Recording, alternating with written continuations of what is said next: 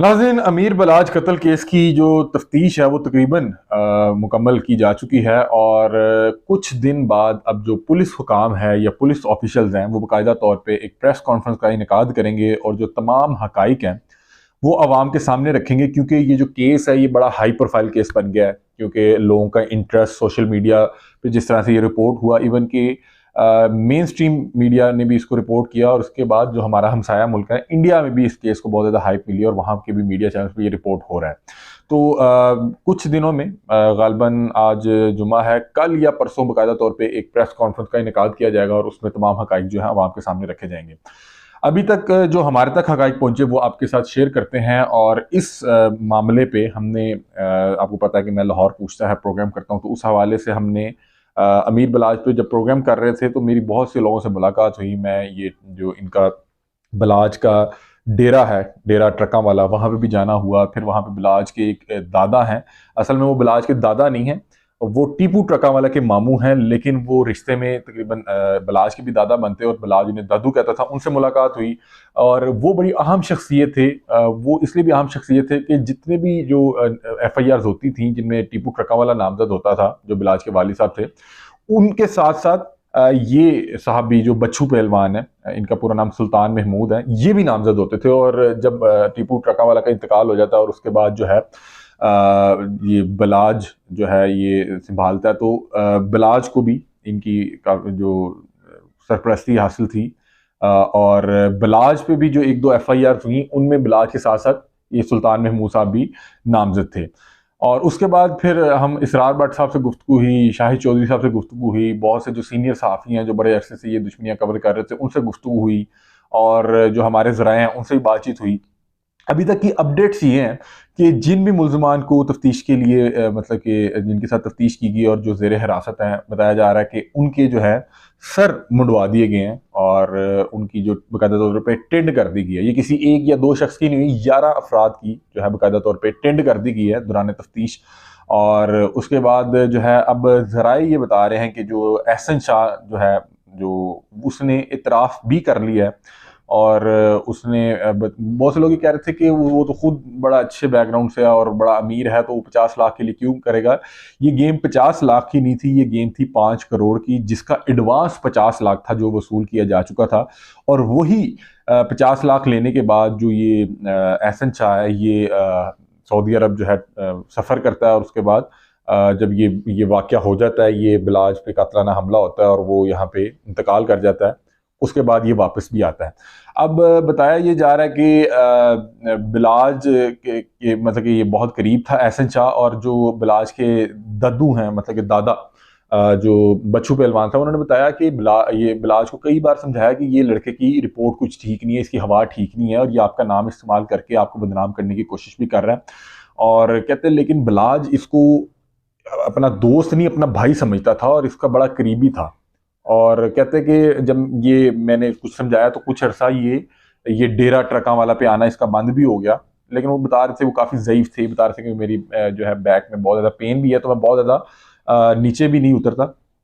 तो मुझे नहीं पता कि ये दोबारा कब से ये करीब आ गया। और वो बड़े यानी कि वो बहुत ज़्यादा अफसुर्दा थे, बहुत ज़्यादा वो अफसोस का इजहार कर रहे थे कि यार बंदा किस पे एतबार करे। मतलब कि इनके पूरे ख़ानदान की ये हिस्ट्री रही है कि इनके अपने ही जो करीबी लोग थे,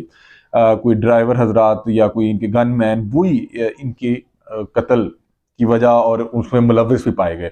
अब एहसन शाह जो है बताया जा रहा है कि ये गोगी भट्ट और तीफी भट्ट जो ये ग्रुप है, इनसे पिछले 1 माह में तकरीबन 8 बार मुलाकातें कर चुके और ये नाम तब्दील करके जो है मुलाकात कर रहे थे और मुख्तलिफ गाड़ियाँ इस्तेमाल करते थे जब ये वहाँ पे मिलने जाते थे। ये इनकी 5 करोड़ की डील हुई जिसमें से 50 लाख इन्होंने एडवांस के तौर पे लिया और इन्होंने उन्हें इंश्योर किया कि जो बिलाज है वो इस शादी पे हर सूरत जाएगा। जिस शादी पे बिलाज ये गया, ये भी इनके करीबी दोस्त थे और ये बिलाज और एहसन के कॉमन फ्रेंड थे। अब देखें कि बिलाज इस शादी पे नहीं जाना चाह रहा था, लेकिन बिलाज को बार बार बुलाया गया, फोर्स किया गया और उसको जाना पड़ा। लेकिन आप देखें कि एहसन शाह नहीं गया। एहसन शाह यहाँ से जो है सऊदीया चल जाता है और पीछे ये वारदात हो जाती है और फिर ये एहसन शाह जो है वापस आ जाता है। आके भी ये वहाँ पे उनके डेरे पे बैठ के बहुत से इंटरव्यूज देता है और मेरी भी इससे फ़ोन पे बात हुई और मैं भी इसका इंटरव्यू करना था, लेकिन इंटरव्यू रिकॉर्ड होने से पहले पता लगता है कि उसकी गिरफ्तारी हो गई है।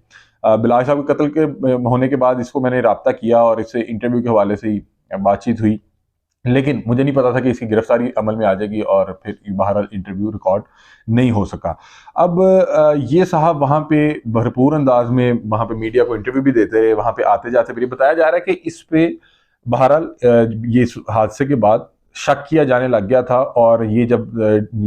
जो डेरा ट्रका वाला पे जाता था तो इसकी भी तलाशी शुरू होगी, और जिसपे ये बड़ा गुस्सा किया करता था कि यार हुन हाजी नहीं रहा, ये हाजी कह के बुलाया करता था बिलाज को, तो अब हमारी यहाँ पे जो है तलाशी हो रही है। लेकिन जब इसको गिरफ्तार किया गया, बताया जा रहा है कि वहां पे 35 जो है पुलिस अफसरान की, ये सीआईए पुलिस के डाले और ये गाड़ियां गई, और इसको बाकायदा तौर पे तशद्दुद करते हुए वहां से गिरफ्तार किया गया, और इसको बाकायदा तौर पे ठुड्डे भी मार रहे थे इसको, मतलब कि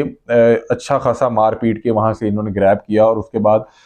जब ये वहां जाता है तो ये इतराफ भी कर लेता है। और इनको पकड़ा गया था, दो किरदार हैं जिनको जब तफ्तीश किया गया उन्होंने फिर ये हकीकत बताई कि ये जो है ये गोगी भट्ट और तीफी भट्ट के साथ मुलाकातों में था, और इसने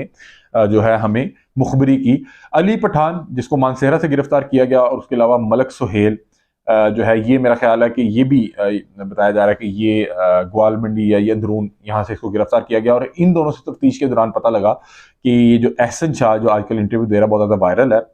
ये मुलाकातें करता रहा है ये दोनों जो भट्ट बरादरान है इनसे, और ये जो है पैसों के इवज इसने मुखबरी भी की। और बताया जा रहा है कि जब ये जिस शादी पे ये अफसोसनाक वाकया पेश आया उसका कार्ड आता है तो ये वहीं पे मौजूद था, और ये मुझे बाद 2-3 लोगों ने ये कंफर्म किया कि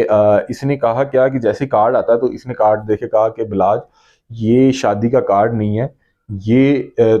मौत का परमाना है, तो तुम इस शादी पे ना जाओ। तो बिलाल ने वो बात आई गई कर दी, उसने कहा नहीं नहीं ऐसा नहीं है, मेरा बड़ा करीबी दोस्त है, मैं शादी पे नहीं जाऊंगा, तो बड़ा होगा। और जब ये साहब सऊदी अरब चले भी जाते हैं तो ये इस चीज को इंश्योर कर रहे थे कि क्या बिलाज जाता है या नहीं जाता। ये बार बार बार बार बिलाज को कॉल करता था, उससे पूछता था कि आप कहाँ हैं, पहले कॉल करता था, फिर उसके बाद वीडियो कॉल करता था ताकि ये देख सके कि बिलाज इस वक्त कहाँ बैठा हुआ है, ये डेरे पे मौजूद है या मतलब कि सफर कर रहा है या शादी हाल पहुंचा या नहीं पहुंचा। और ये सिर्फ बिलाज से उसका पता नहीं करवा रहा था कि ये इस वक्त कहाँ पे। ये बिलाज के जो सिक्योरिटी पे मामूर जो दीगर अहबाब थे उनको भी बार बार राब्ता कर रहा था, कॉल कर रहा था, उनसे पूछा था कहाँ पे हैं, क्या अभी तक वहां पहुंचे या नहीं पहुंचे, इस वक्त कहाँ बैठे हुए हैं। और जो वीडियो कॉल पे भी जब बात कर रहा था तो ये देख रहा था कि एग्जैक्टली ये कहाँ पे बैठा है, और ये दूसरी तरफ जो है जराये के मुताबिक रिपोर्ट कर रहा था। एहसन शाह के गिरफ्तार होने के बाद मुझे जो सुल्तान महमूद जो बिलाज के दादा हैं उन्होंने बताया कि मैं इसके कुछ दीगर जो दोस्त हैं बिलाज के, वो कल नीचे खड़े हुए थे नमाज पढ़ने के लिए, मैं नीचे गया तो मैं उनसे मिला तो बहुत ज़्यादा शर्मिंदा थे। उन्होंने कहा कि यार इसने हमारी नाक कटवा दी, और इसकी इस हरकत के बाद हमें भी सारे लोग जो हैं वो शक की निगाह से देख रहे हैं, और हमें खुद बड़ी शर्मिंदगी है कि ये इसने दोस्ती का लिबादा ओढ़ के आखिर किया क्या। और ये अगर वो ये कर सकता है तो जाहिर बात है कि अब हमें भी शक की निगाह से देखा जाता है, हमें भी यहाँ पे आके तलाशी देनी पड़ती है, और हमें तो नहीं पता था कि ये इस तरह की हरकत कर गुजरेगा। बहरहाल जितने भी दोस्त अहबाब से बात हुई, जितने भी इस यानी कि इस दुश्मनी और ये पूरे खानदान के साथ जुड़े हुए लोग, तो उन्होंने कहा कि एहसन शाह का किरदार शुरू से ही बड़ा मशकूक था। बारहा बार समझाया भी गया, कहा भी गया कि यार इस लड़के की जो हवा और रिपोर्ट है वो ठीक नहीं है, और ये बिलाज का असलो रसूख इस्तेमाल करके बहुत से जो है अपने काम भी निकलवा चुका था। तो इस वजह से भी बिलाज को बारहा बार जो है ये चीज़ समझाई गई, उसको इस चीज़ का मतलब कि ख्याल दिलाया गया कि ये शख्स जो है तुम्हारा नाम का नजायज़ फ़ायदा उठा रहा है। लेकिन बिलाज शायद वो नहीं समझ पाया, और उसको नहीं इसकी नीयत का इल्म हो सका कि उसने अपने इतने करीबी दोस्त जिसको बिलाज जो है भाइयों से ज़्यादा भरकर चाहता था और उसकी इज्जत करता था, और उसके साथ मुख्तलिफ जो है टूर्स करता था, इवन के बैरून मुल्क भी जाता था, उसको नहीं पता था कि ये उसी की जान का सौदा जो है वो 5 करोड़ रुपए में कर देगा। बिलाज, और आपको पता है कि जो ट्रका वाली फैमिली है ये ठीक ठाक अच्छा खासा इनका बिजनेस है, और अगर ये जो भट्ट बरादरान से मिल रहा था और अगर ये सुलह करवा देता तो मेरा ख्याल है कि जो बिलाज है ये इतने पैसे तो उस पर वैसे वार के उसको दे देता, अपने ऊपर से वार के कि यार ये खुशी में, क्योंकि बिलाज जो है वो एक पढ़ा लिखा शख्स था, इंटेलेक्चुअल था, और वो इस दुश्मनी से जो है वो चाहता था कि इसका सद्देबाब किया जाए। बहरहाल वो मुमकिन नहीं हो सका, और वो एक शख्स जो इतनी